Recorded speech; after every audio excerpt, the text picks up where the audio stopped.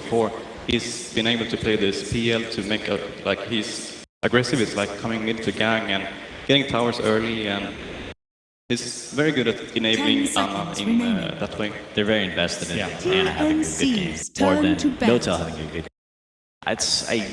Sometimes we'll see Notel go mid on Death Prophet or Panda. Like, that's where I really don't want to see them go. I think Notel is just not a mid player. I think Anna is one of the best mid players of this tournament, and they should play to that strength. Well, I'm very excited to see if OG can overcome their curse, or if TNC, with the new captainship of 4237, can take one more step towards the grand finals. Let's get into game one of our first match of the day, TNC versus OG. 5 seconds remaining. TNC's turn to ban.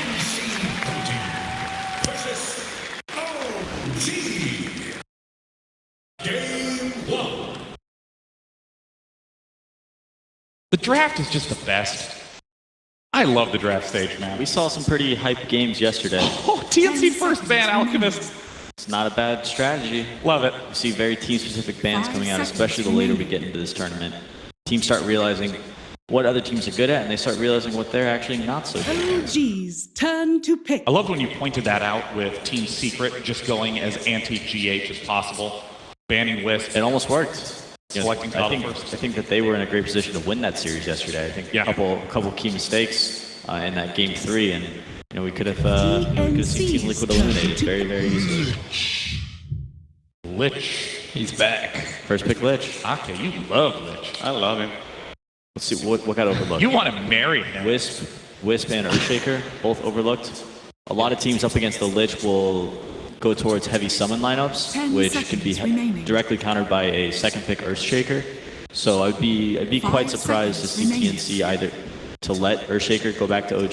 I imagine they'll probably pick it for themselves with one of their 2 picks here, and then maybe look for Furion or some sort of hero that has summons, or can play really fast in between lanes. I think that Lich is a good hero, but I think first picking him is quite scary as well, because he's, as we said, he's not a good hero to deal with summons, and Ench and those heroes are very good against him as well, so really gives the opportunity to the enemy team to. And here we see the team as well. It's like that hero that the VP picks, right? You see that Lich, who can't really move around a lot, and then you get the Maiden to be a little bit greedy. Yeah, we saw VP pick that Maiden yesterday. I was not a huge fan of it, but it worked out really, really well. What we did see, they did do Crystal Maiden actually against the Lich, right? It was exactly supports, and CM was able to start in the jungle a little bit, but he was also able to move in between the mid and the safe lane and grab a couple kills. That game was a little weird for me just because I think the Beastmaster was feeding a lot, where I think he could have played better, and Crystal Maiden and Night Stalker would have gotten all those kills. At least now here for OG, they're getting the Earth Spirit, who's actually a hero that can kill Maiden in the jungle if he can find her. So it's not the Kanka and Lich opening that VP was up against, but... And if you're playing Crystal Maiden and Earth Spirit rolls on you with an Orb of Venom, you're dead. Yeah, most times Crystal Maiden has a clarity going, so first off, that's canceled. And you 140 mana for your freeze, and maybe you have 1, you definitely don't have 2. 5 seconds remaining. I mean, I'm nearly certain Crystal Maiden is the slowest hero in the game, but also by a significant margin, right? Treant Protector's pretty slow too. My 2 favorite heroes. Ice Frog, please. One time. I think Sand King got picked over Shaker because it's more flexible. I think they want to put Tim's on a more aggressive hero a lot of times. Although we did see them pick Naga a lot, I still think they do better when he's on the Slardar Sand King. Or Slardar Earth Spirit and Sand King, rather. 5 seconds remaining. Brew ban. I think they're going to pick a core that gets countered by Brew. I think it's more about S4 that he's one of the best Brew players. Yeah, I was going to mention that. I think OG enabling S4 is a really good strategy for them. We saw the game where he's playing Panda. He got the 11-minute Blink Dagger or something. Oh, he dominated start to finish in that game. S4 is the kind of player who he knows how to call his initiations and he knows how to take smart fights. So having him kind of lead the direction of your team once he has that Blink Dagger is a really good spot to be in. And that is also why it's quite hard to play against OG, because we have S4 and Anna who you don't really want to give a good game in the beginning of the game. But then you also have Notail, who's very active, so it's very hard to shut all of them down. Morphling ban. Yeah, I mean, Okay, you mentioned earlier, Lich plus Morphling in the mid lane is an excellent way to circumvent the weaknesses of Morphling in the early game. And it's also a way then for Ana to play a position 1 hero in the mid lane and for them to make sure that he has a good game. So it's a very good ban from TNC. Ben, you play a lot of carry, right? Mm-hmm. When somebody bans Morphling, what is something that you would want to play without a Morphling in the game? They just banned out the Naga, and Morphling's often great against heroes that build Radiance because you can replicate them and then have a Radiance on your side. I think it's more so for the mid lane matchup. They know they can't shut down the mid lane because it's a Lich. Oh, okay. So they're eliminating one of the hard carries that could present them problems. Right, that could pretty much has a very easy early game because of the Lich. Morphling's really good versus CM and Sand King. Any stuns are just no problem at all for Morphling because he can just morph strength and survive. Also, he builds Lincoln Sphere, which is great versus Sand King. So there's still a ton of good heroes out there that we haven't seen banned at all. Like I think Puck is still in the pool. Could be really good for S4 here. Hasn't been addressed because we see a lot of unusual bans here. Could be like Chaos Knight, which OG has been going for a lot. Like no Shaker in the pool. And Shaker still hasn't been picked or banned.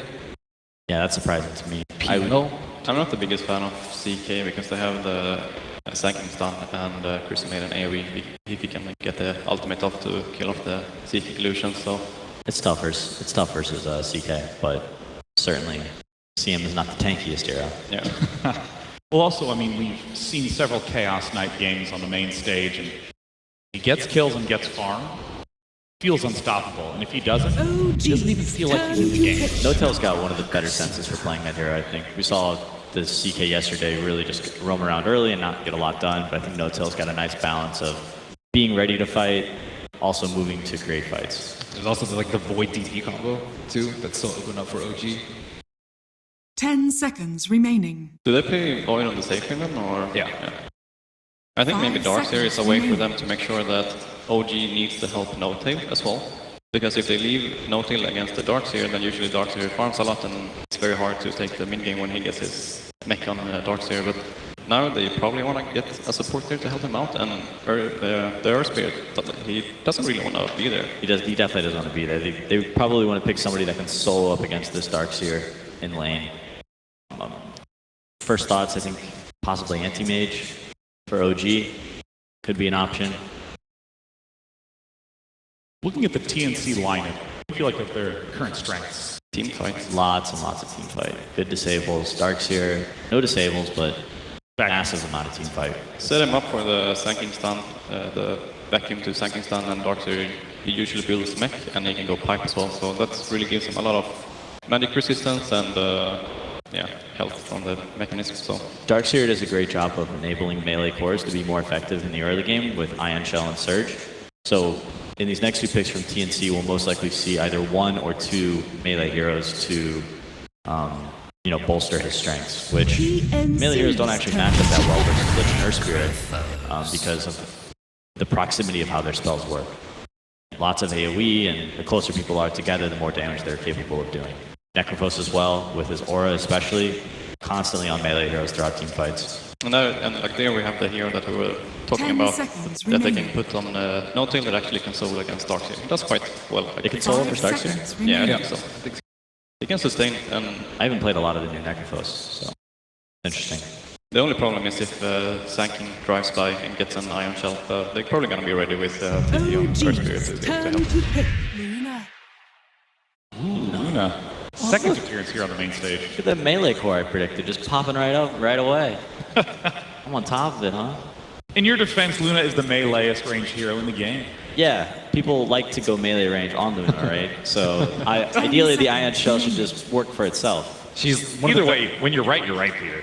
5 seconds. Yeah. I think there's two ways to deal with the Necrophos. I'm right. As a carry. You can either pick a Diffusal hero, or you can pick a carry that does a ton of magic damage, and Luna fits in the latter position. I think we saw it picked versus Liquid, I think, was it? Yeah, Team Secret snatched up Luna in the final game. And it destroyed the Necrophos. They, as soon as he popped the Ghost, just bomb him with Eclipse. I'd love to see OG head towards some Black King Bar heroes that built that item pretty naturally here. All four of these heroes definitely struggle against that item. Luna, a very magic-based damage carry for the early game until she gets Manta and the Butterfly. TNC is also getting a lot more team fight here with Luna, of course, with her ultimate, but also the aura, the lunar blessing that makes them being able to take down towers faster. Yeah, Luna can be that frontliner for the team. Go hit the tower. What they don't have is any kind of save to back it up. So Centaur for OG. Alternatively to BKB heroes, they can build pipe wielders. Centaur, I think, builds hood / pipe every single game. Very, very good versus their lineup. And also, we saw it paired up a lot, Centaur Warrunner versus the Luna match. It actually is very problematic. Just like spam double edge on her. CM maybe not going to be in lane that much.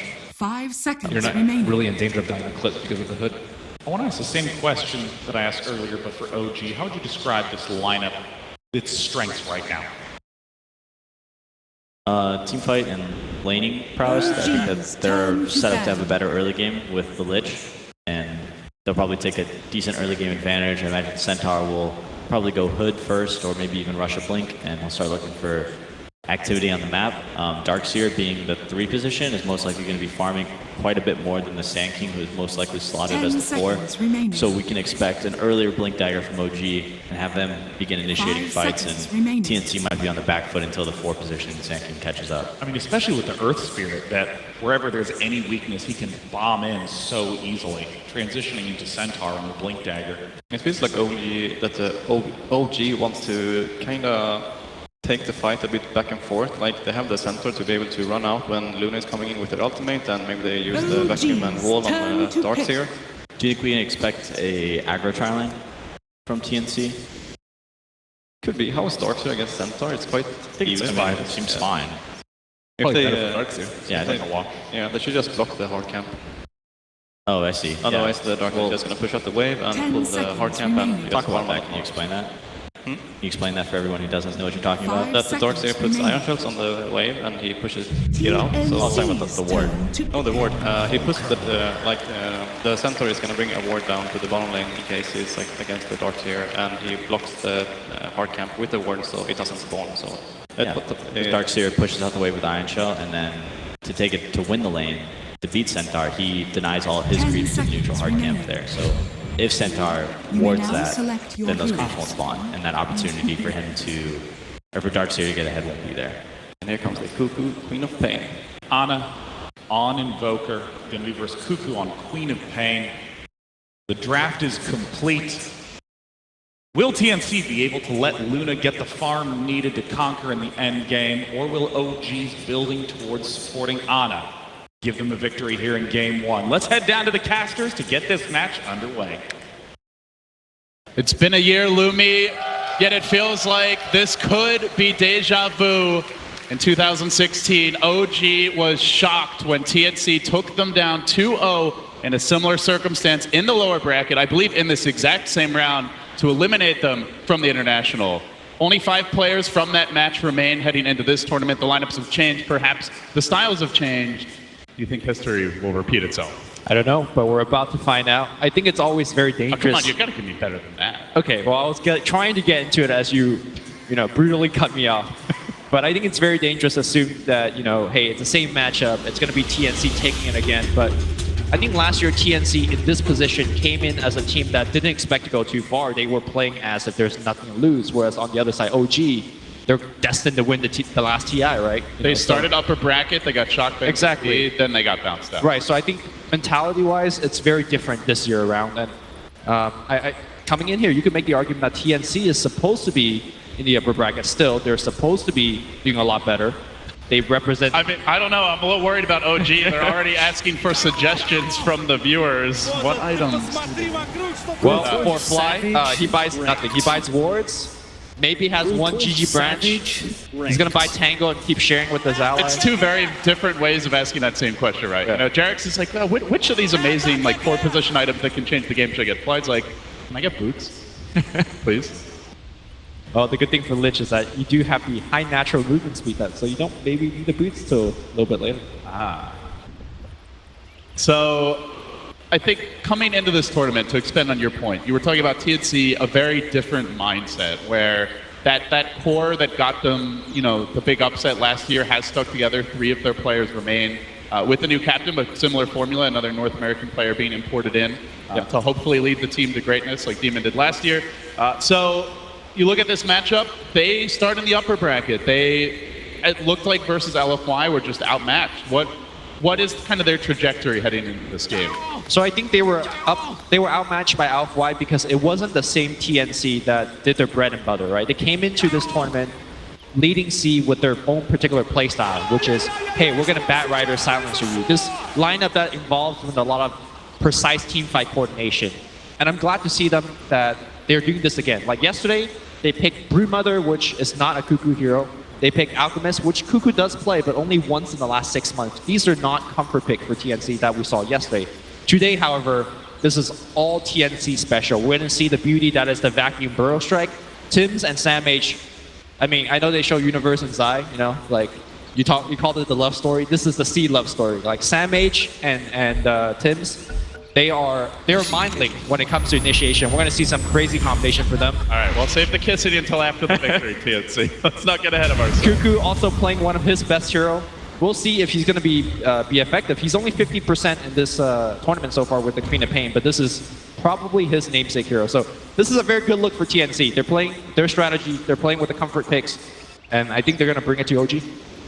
All right, the teams entering the fields of Dota. Game 1 of an elimination showdown begins now. So we'll see how the lane's set up here, Lumi. Looks like Sam H is going to be heading to the off lane as the Darkseer, so TNC looking very standard in their setup. S4 going off lane on the Centaur. Well, as I say that, it seems like NoTail might be heading that way. It doesn't even have a TP scroll. So it looks like for OG that they really want a particular laning configuration. Are they afraid of aggression here? I think, as the panel suggested, they want to line up the Necro versus the Darkseer. It's a decent lineup. As the smoke comes, and Jerax, the perfect position, breaks the smoke in the high ground. And honestly, not too good of an initiation, actually just throw some stones around.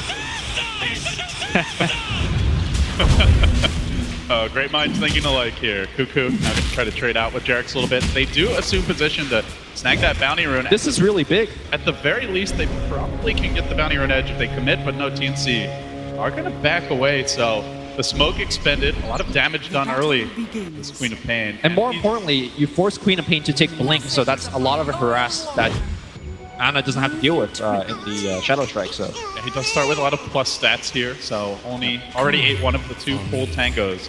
He's going to be a bit light on regen in this middle lane.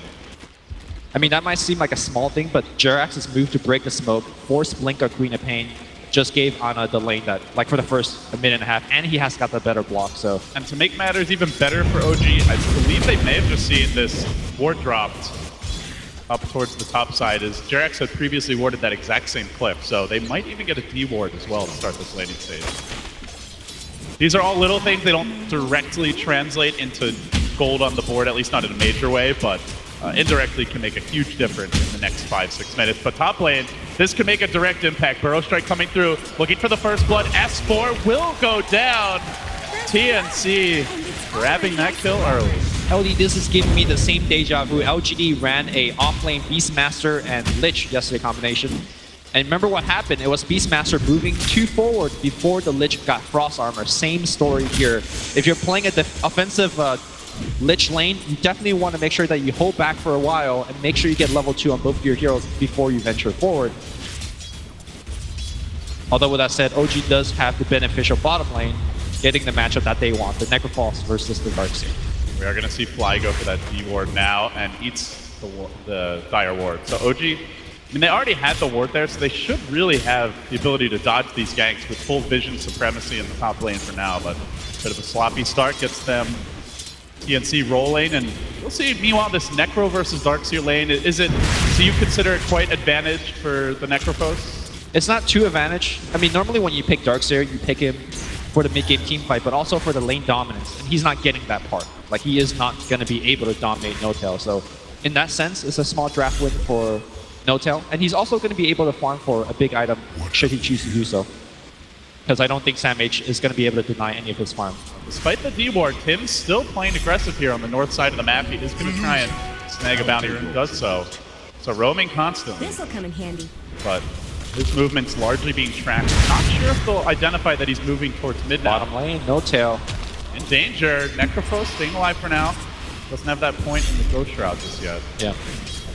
I mean, that might look like it was like pretty good turn of event for Sam H. But honestly, with the fact that NoTail could just regen off of last hits, I don't think he's going to be too worried about how the lanes go. Already back to full HP. Just giving Sam H some poke damage where he can, but top lane again, they make their move, and they might actually get the jump here in S4. Lucent Beam sets it up, Burrow Strike to follow. Do they have the damage to bring him down? Tries. They do. Tries to get some out before he falls. A second death for the offlane Centaur. Very curious skill point for Lich to actually go for the Nova here instead of the Frost Armor, or rather Ice Armor. So the downside of this ward, I guess, is also I think Tim's took this northern approach, which is just out of vision of that OG ward. They may not have expected that rotation. Nice adjustment there. They should have seen him walking past the ward, but I guess they were just looking elsewhere. But I think these lanes should be going a little bit better for OG, but this is no surprise for any TNC fans. Sometimes they just win from the laning stage due to the raw mechanical skill that the player has. Cuckoo, I think, one of the best players in the mid lane for NC. Like, bar none. He's so good. And they gave him the Quappa here that can excel, and the Lich so far has just been trying to support that Centaur in the top lane. It was mentioned, and I think it really has been true for OG, that so often Ana gets the priority with support, with the hero picks, with the amount of farm he's given. They haven't really offered him much in the mid lane, just that early support from the Earth Spirit, but he's largely been off the lane, rotating around early here. And as a result, Cuckoo has been able to get the edge on Ana CS-wise, though Ana starts to equalize it now. They are making their moves with Tim. Again, pursuing Fly, trying to force him back, hits that burrow. They got the blink. Cuckoo can come in for this, blinking forward, scream, one hit! Just gets him. The DD rune from Tim's working its magic. TNC 3 in a row. This Sand King, the gift that just keeps on giving. What we're going to see throughout this series is Cuckoo's understanding of the tiniest lines. He's going for number 4. No radiant vision of this movement. Tim's managed to find just that one sliver of fog, and he wraps around on a NoTail. NoTail's in trouble, does have the Ghost Shroud to try and keep him alive a bit longer. The auto attacks too much, he gets the heal off. They're gonna have another burrow in 5. Surge is available, driving Tim's deeper. In comes the Earth Spirit, they need that burrow, they get it too, but the trade might be. Jarek's taking 1, can he get 2? Rolling forward, a bit off the mark on Sam H, who now turns, wants to fight. Gonna let him go. So another core kill and another successful rotation. Feels like that puppy game from yesterday on the Spirit Breaker, where every single gank paid off. Yeah. I'm very surprised that Necrophos doesn't have a magic stick. He now responds and buys one, but had he had a magic wand and he Ghost Shroud and just popped the wand, he would have been at full HP. You know that Darkseer is going to be spamming a lot of spells in lane, so he could have been accruing a lot of wand charges. So maybe just a small oversight, but definitely had to pay for it. I mean, it also could be Sam H just staying far away from him when he's using the Ion Shell. So. Yeah. I mean, he's had the wand for a while, but yeah. Unless I just didn't see the wand. That's my apology. No, he did have it, but okay. he just never got that many charges. So I think a lot of it is credit to Sam H being smart about when he uses his spell. Standing in fog before using the Iron Shells. Top lane, the pursuit S4. on S4. But again, just keep your eyes on Tim's, because he is constantly trying to pressure. This time, though, Jarex standing at the shrine is going to be able to bully him away. So rolling forward, even wants to commit, try to contest that bounty room, but Tim's grabs it again. That Orb of Venom, though, doing a number on Tim's and force him away. He may have to burrow away here. Now Cuckoo coming in for support. So overall laning stage now with 4 kills in their name, TNC. They've accrued a decent gold advantage. Experience, though, still dead even. All things considered, Lumi, how do you feel each team has done at accomplishing their respective objectives in this early laning stage? I think TNC is doing a lot better than OG. OG has the Lich advantage, so you should be ahead in the lane. They have the Necrophos versus Darkseer matchup, but what hands out happening is that TNC is winning at least 2 out of 3 lanes. You can make the argument that they're winning all of the lanes.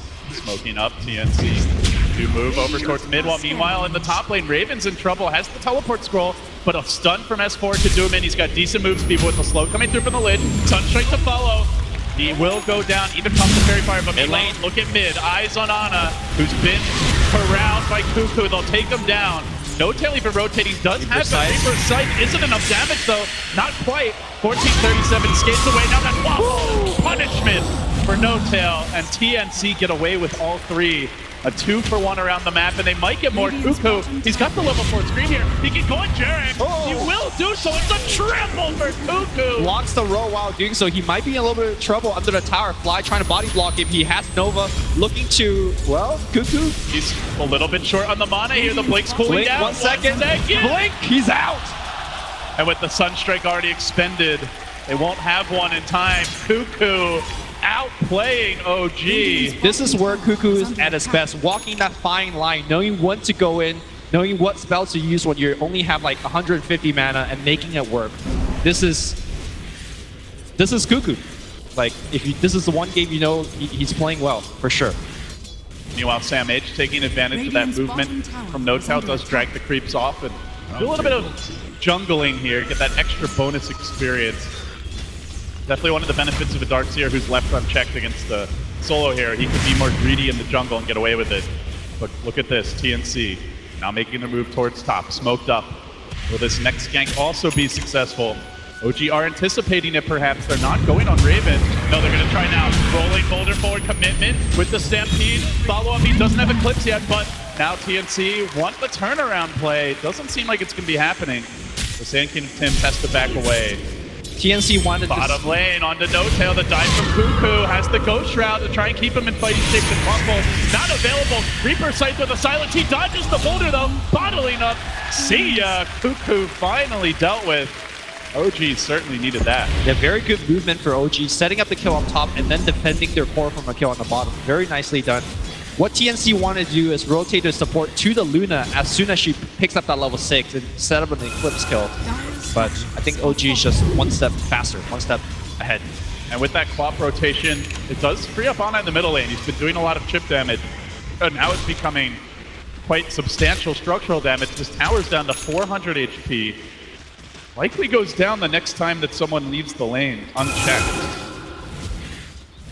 Still, eyes on Tims for TNC. Had a great start in the lanes. Lumi already 600 gold banked. With the Tranquils, the brain drops up as well. So the Blink Dagger is next on his agenda. 1 or 2 kills to just set that ball rolling. Yeah, a lot of teams at this moment in time, they would just give a lane to Sand King to basically let him get that blink, but it looks like they want to have Tims on the map still to make sure that he's applying pressure. Looks like he will be able to get the tier 1 tower up top. Will he though? OG want to contest this. They smoke in with Jerax and look to take a fight, but Tim's burrowing out. There is a Stampede available, jukes away, dodges that boulder smash, still the roll forward, still the commitment with the silence coming through, Sunstrike as well. OG make the Scorpion explode. Crucial kill for them. They continue to slow down Tim. Mid lane, Queen of Pain blinks in, applying a ton of pressure onto Ana, but with the 14 wand, it's going to be okay. So TNC, fantastic start to the lane. They got tons of kills, lots of pressure, killed off Ana, slowed him down a lot. But what's next for them now? Do they need to calm down, take a step back and farm? Should they ramp up the pressure? What's the game plan for TNC moving forward? Well, kill Ana, that's game plan number 1 here as Ghost Walk is forced out. Sonic Wave is available, but Cuckoo will let him go for now. Good discipline there by Cuckoo. That ult is a long cooldown, especially if you're not going to get the Agony Scepter upgrade, which we don't see too much nowadays. So to answer your question, I think there's going to be a couple of peak timings coming out from TNC. When you combine the mech finishing on the Darkseer as well as the blink pickup on the Sand King, TNC could definitely gonna go for a big fight. Mid lane, hold that thought here as we're just going to see it go. Queen of Pain, perfect chain cycle from OG, and they blow up Cuckoo. That early aggression from Cuckoo now being answered back. But TNC make their move. First time the Luna's going to get active on the board. Heads towards the bottom side. They love to dive out NoTel. They've got tons of nuke damage here. Ghost Shroud will not save you if TNC can keep the vision. They try for the wraparound here. Still no vision this rotation, but NoTel realizes something's not right. TP's out. He TP's to join his team. That might mean the tower's forfeit, but it should also mean that they don't give up any kills. They'll instead congregate and start chipping down this tier 1. This is a very OG standard do not want to fight. Standard gank timing from a Luna team. We saw that out of MP and Team Secret yesterday. As soon as she hits level 6, level 7, you should expect a smoke gank. And like you said, they do get the tower, but it should be a kill and then a tower. So TNC losing out a little bit there with that smoke rotation. Big dive in from Cuckoo again, trying to force out the TPs. If he gets 1, make it 2. I think the Lich will complete. And in the jungle, 1437, barely running by Jerax, who quickly rolls away. So OG, as you mentioned, mirroring the movements. It's a slow push top. You almost wonder, do TNC come back and try and defend? But they're happy pushing a tier 2 bottom right now. They would rather split push instead. Yeah. They're also trying to pincer. Tims and Cuckoo moving in. Look at how on the aggressive. flank, but Jarex is there on the high ground. Tims is going to see him almost at the same time, but not quite. The silence comes out. Now the nuke from the ledge. He's got a burrow directly on top of himself, only hitting one as well. And now smashed again. The roll forward nets them another kill. TNC disengage. OG just keep on getting the jump. Dire's top tower has fallen. They have crawled completely back into this game. Now that tower dropping in the top lane. No tail, the hood complete. Very heavy magic damage for TNC. It was something the panel mentioned 3-4 picks in, and even this last pick. Oh, no tail. Well, he continued that agenda. Eclipse coming out from the side. They blow up him very easily, and now they're on the chase. Vacuum is available. Vacuum back. No Burrow Strike to connect that. Sankey nowhere near it despite Queen of Pain. Eats the combo. Nice silence from Jerax. Complete chain stun.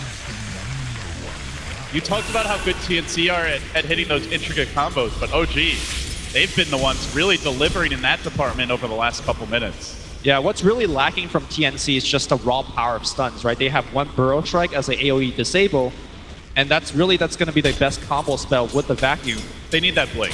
He's going to take some time and farm it up now. Vacuum is level 4 at Sam8, so once he gets it, feels like their team fight should ramp up a lot. You also got a mech nearly completed.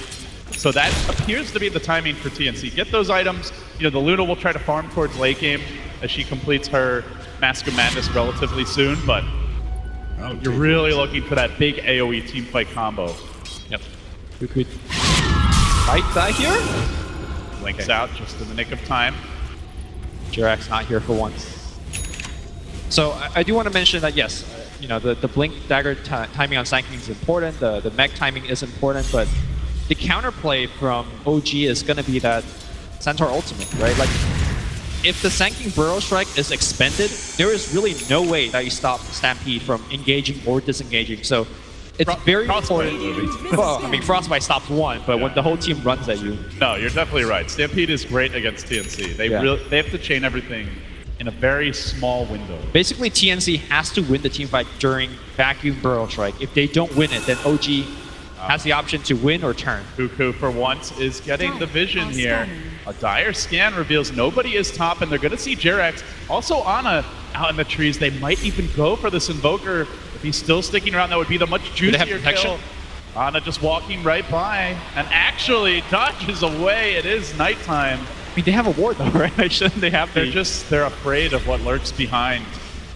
Let's see.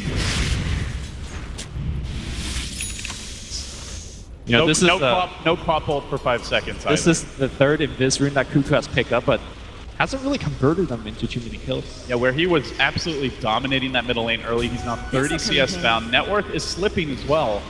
That is the question. Do you want to try and just engage in this farm war with Ana having a pretty timely Midas? The Axe is over halfway complete. Actually, 3/4 complete.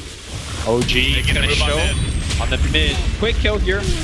And they're going to transition to pushing that tower.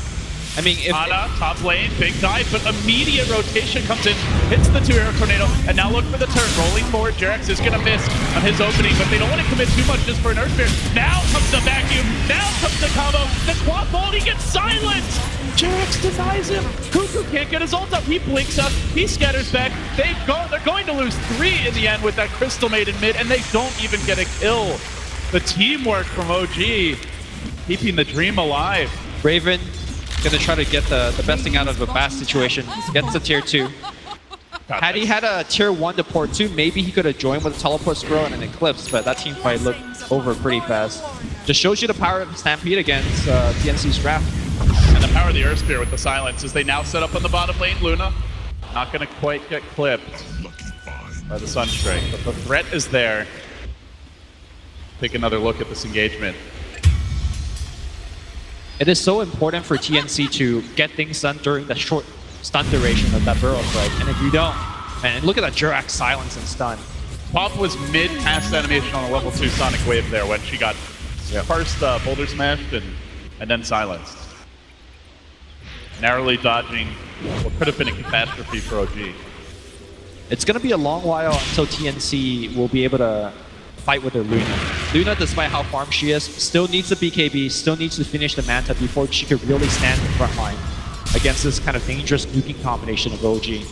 But let's talk about the Luna later. I think the more important timing is the Darkseer mech plus the Blink Burrow Strike.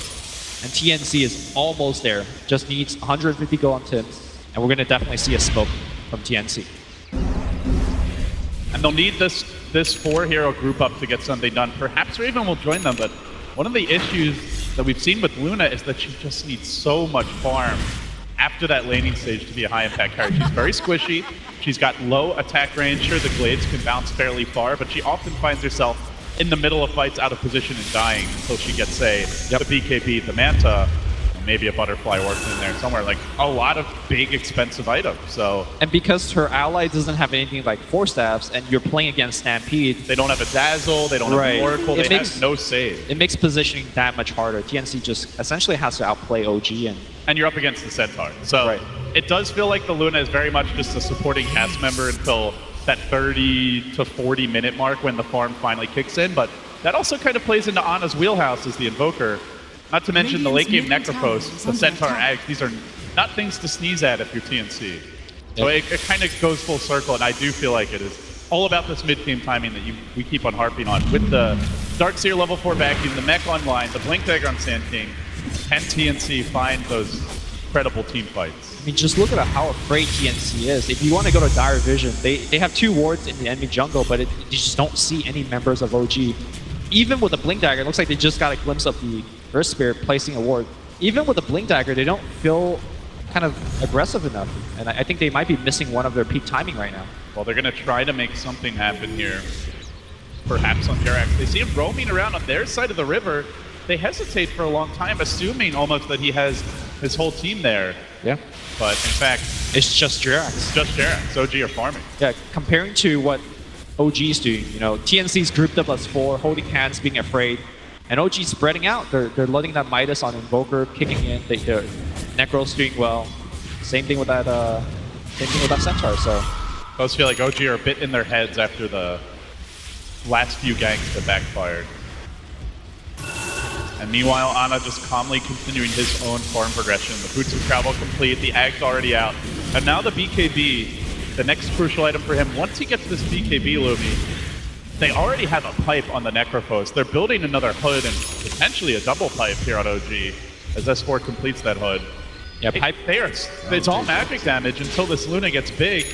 Yeah, the pure damage Queen of Pain ult, that's not enough on its own. For sure. And, you know, I keep saying it's so important for TNC to win the team fight fast. You know, you have Vacuum, you have Burrow Strike, you gotta win it then. The double pipe's gonna be effectively preventing that from happening. And once they survive that initial engagement, Stampede's gonna just take over the fight. So I think OG's itemizing perfectly. They are outplaying TNC in terms of the map game. TNC is just so scared. And, you know, if this game just goes at the exact same pace like it's going now, OG's gonna win the late game for sure.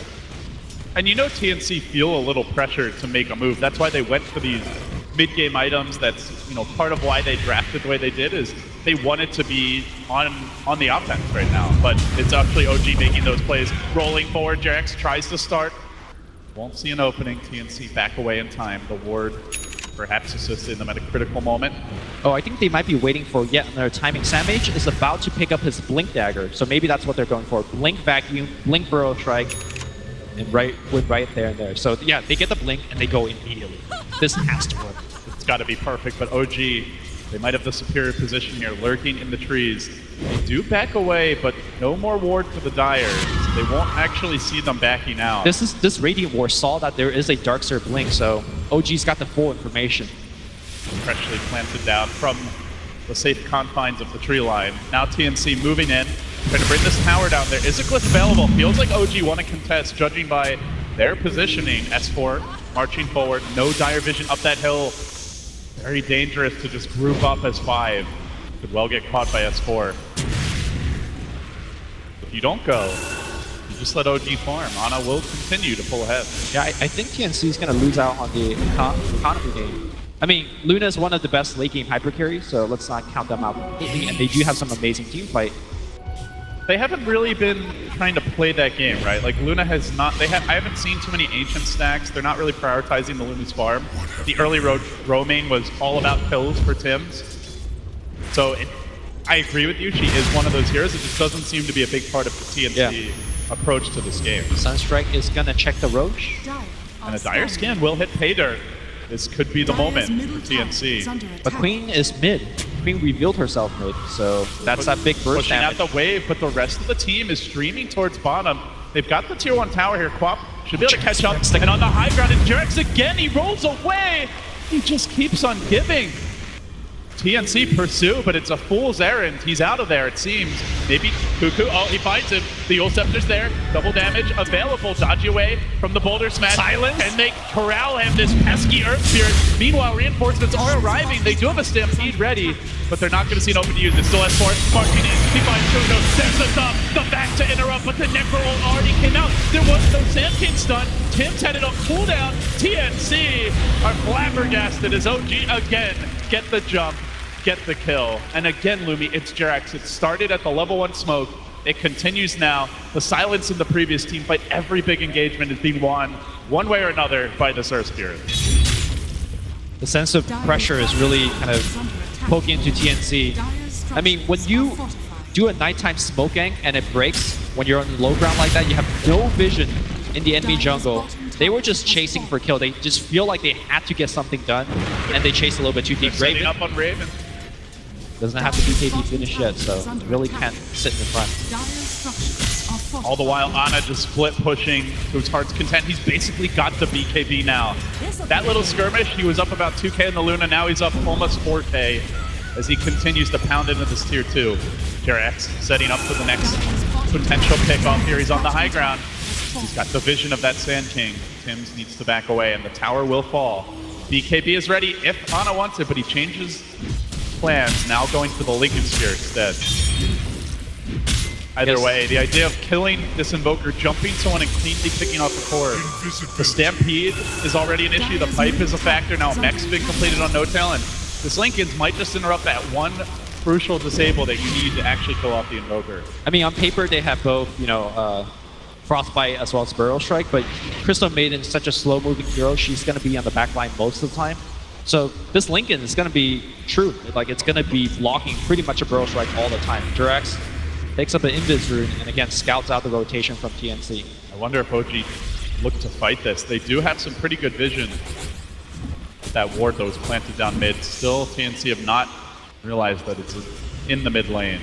But OG, again, strategically, they have a clear game plan, it seems. We're going to let Ana keep on split pushing. We'll keep on farming. We'll get the double pipe or maybe the Ags and Centaur, as he is going to switch gears, S4, changing his mind as well. And once that Centaur gets an Ags, they already have so much sustain from the Necro. The Invoker can't really be jumped. Now he's back to BKB as well. OG a bit indecisive with their item choices here. But either way, once they get that next round of items... Oh no, okay, he actually already has the Legged Spear complete. Never mind. I mean, that. You say they keep changing the items, but all those items do the same thing, right? They just want to tank up whether for themselves or for the whole team. And they survive the initial combo, and exactly. Then they take the fight. They understand that once they survive the initial burst from TNC, that's it. Like, there's no TNC. Like, they're so reliant on that Sonic Wave and perhaps even the freezing field to win a team fight for TNC. They want to jump S4 here bottom. Tim's is thinking about it, but that is a bridge too far. Not going to commit. Meanwhile, OG ambitions towards the Roche pit. They are congregating. Ana's going to move into position. Reeves now up on No-Tail. More and more team fight. More and more 5-man starting to ramp up. The OG machine.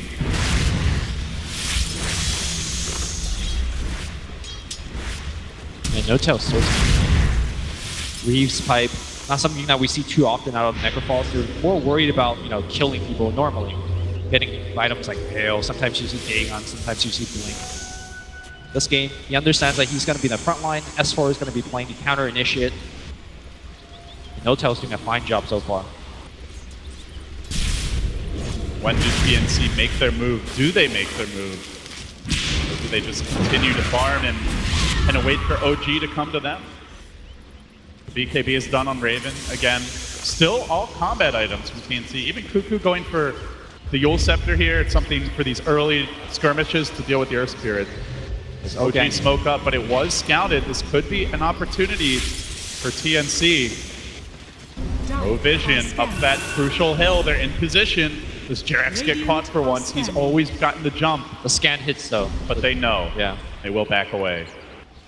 Like, this is very smart. They smoke and they just wait. Wait for the Queen of Pain to farm that wave, and then jump her. Someone's going to come and farm it. Blinks in, gets off the scream, and now they try to pounce. They stream in. S4 looking for the stun, but the BKB dodge. Now the Eclipse, now the back as well. Chain Frost bouncing through. They're on the chase. Tim hits Painter with the 2-hero burrow. They pound forward. They haven't killed anyone yet. They're so tanky. Alive. The Quad Bolt only hits No Tail with Ghost Shrouded up. Still, they keep on working on him. They may yet bring him down. Commitment from TNC. They do get the Necro. Now they want the second kill. Ana looking for the turn. Tim's is their lone stun. He needs to stay alive here. He's almost dead. 5 chases, but perhaps too deep. Cuckoo can almost bring him down. Shadow Strike, auto attack, gets the second kill of the fight. Now the turn. Cuckoo has the Yules. He has the blink. He makes it away. And the Yules comes through, and he will end up going down here. They're going to chase for more. Back the other way. They've blown everything, Lumi. The Eclipse, the BKB, but they fight at the shrine. They may die at the shrine. Back as well. Now the Deafening Blast. Cuckoo diving back in, looking for S4. The Magnetize wasn't enough. S4's overextended. They fought uphill into an enemy shrine. That is a classic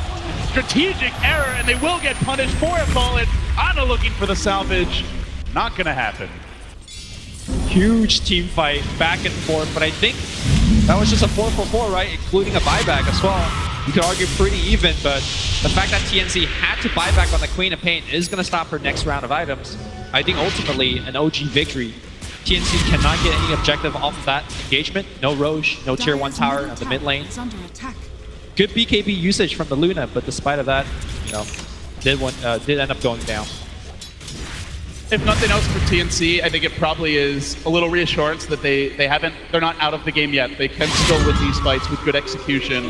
OG are not so far ahead that they can't take them down. Yes or no, right? Like, if OG did not chase up a shrine, I think OG would just flat out with that. Yeah, but also the Quad Bolt hit one. You know, there's a lot of things on both sides that could have gone better. Yeah, and of course the Centaur initiation was blocked by the quick BKB usage. So yeah, you know, a lot of things could have gone better for OG. OG taking advantage of the fact that they have very low cooldown ultimates, goes right into the shrine. Roshan. I don't see TNC contesting. Yeah, I mean, this is the same combo that Team Secret ran yesterday on the game that they lost. Queen of Pain ult, as well as Luna ult. Very long cooldown, you lose that one fight. Other teams said, alright, we go into Roche. Even if you win that one fight, they might just go into Roche anyway. Exactly. That's exactly what Liquid did yesterday, so. Dire's middle tower. So TNC now, they'll be up against an Aegis. No Tail already very tanky as the Necrophos we saw took a days, it felt like, to kill him. Now they cannot easily bring down Ana. They may try. Cuckoo blinking in. Ana there, lobs out the Tornado, but 4 of his teammates are top, so tries to force Cuckoo back on his heels with the meteor raining down. Tims could do not, but watch the fireworks. I think the danger for TNC moving forward is that with the items that they're now buying, it doesn't increase their damage output. Like Cuckoo's working for a BKB, Luna's trying to finish their Manta style. Link forward here, Jirac finds the stun, Crystal Maiden gonna get silenced, lands Glimmer Cave, dodges away, but Stampede's gonna allow them to chase her even further. I think the CM is gonna go down. Eventually perhaps, but not before getting a little bit of a retaliation blow, as though the Chain Frost was committed. A little damage from 1437, but nonetheless he will fall. Yep. And OG certainly in control now as they push through mid. Ana out in front. He's gonna tank this tower from the rear, and with the tower dropping, you do wonder, do OG even consider a high ground assault? All ults are up.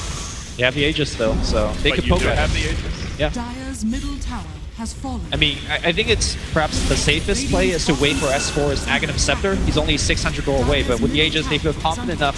And look at how much damage they're doing to the tier 3. Look for the miracle back. They need that big combo. TNC biding their time, waiting for the opening here, but the Sand King's been caught out. He is the +1 to that initiation, and he is down. OG now, I think you could just hit the building. Easily picking him up. They got a ward onto the high ground to set that all up. No buyback on the Sand King. Out for a minute. They might get more than that, Lumi. Here comes the back, but where's the follow-up? They need a burrow. They need an epi. They don't have it. Instead, they might lose 1437 again. Glimmer Cave to try and keep him alive. They're going to tap the shrine. Fight for all they can. Eclipse is there from Raven. Will meet the Earth Spirit. Force him on his heels, but the melee has fallen. OG can get out and be content with that. Sunstrike having an additional fish will roast Raven. Force him on his heel. So OG, they get what they came for. They take the melee. They're one step closer to a Game 1 victory. TNC's itemization are critical. These BKBs are very important. Unfortunately, these BKBs are also not winning them the fights. Now they're going to chase for a little bit more. Ana goes right into Viz after taking down a Shrine. He gets out. And, you know, as I keep speaking about TNC lacking damage, there's still more from OG to go in terms of tanking items.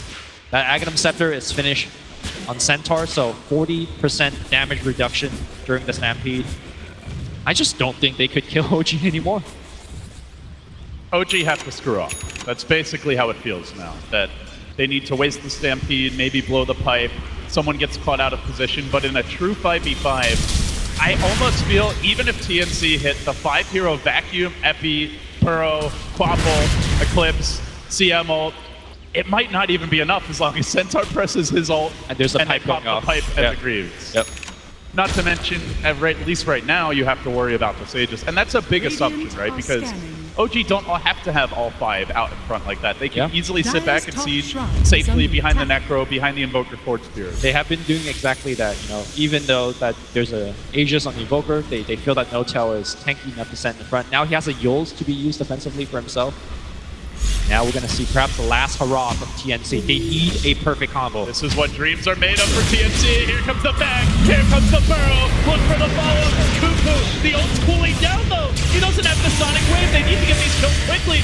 And out goes the Reaper Sight. Not quite enough damage yet. Only the Liches fall into CM the trade. TNC commits so much, but they didn't have the extra spells required. The Eclipse also 15 seconds off cooldown.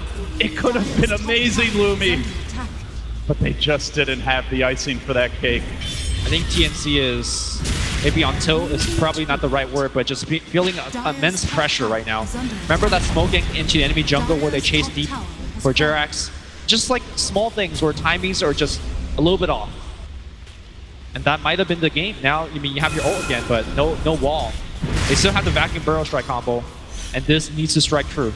But now OG will know it's coming. They can be prepared for it with their positioning. See the Centaur's off in mid, so almost assuredly he should be able to get off that Stampede. The fight starts while it's still on cooldown, but it starts with OG out in front. The back is there to count. Zanking's dead, But no Burrow strike. Follow-up, 45 seconds on the sideline. The fight rages on. TNC desperately trying to hold the line, but it's too late. Ana has taken the melee mid, chewing through Sam H, forcing him on his heels. 1 melee to go, and then OG will be in pole position to finish off this first game. And it feels almost a guarantee that they will get it. The range now being blinked down, No-Tail lending the assist, OG streaming in, rotating towards bottom. They want their vengeance for last year, and they're gonna get one step closer if they can close this out. Cuckoo, Sunstring coming through, forces it back, the Eclipse committed, but casual Stampede, they'll back him back in. S4, he doesn't care about your Eclipse, he doesn't care about your vacuum. He still gets out. That was an Eclipse use and a Stampede, and they're full HP now. The second half of the fight now breaks out. Reaper side will get BKB. Nice activation by Cuckoo. Brave in the front line. He doesn't have the BKB. Will get absolutely blown up. And now it's a route going the other direction. Buyback to the Luna. Crystal Maiden will quickly fall as well. OG stays as 5 strong, and TNC shattered as they run away. 5 heroes now converging on this Tier 3 in the bottom lane, looking for the third lane of Rax. The stomp comes through, the burrow to interrupt, but where's the follow-up? Where's the damage? They need it, and they just simply don't have it. They back in again. There's so much combo potential. The Quapple, it tickles. It does nothing more from Cuckoo, and now, as a roll and a smash forward occur, it spells his demise, it spells TNC's demise. Game 1 is OG's.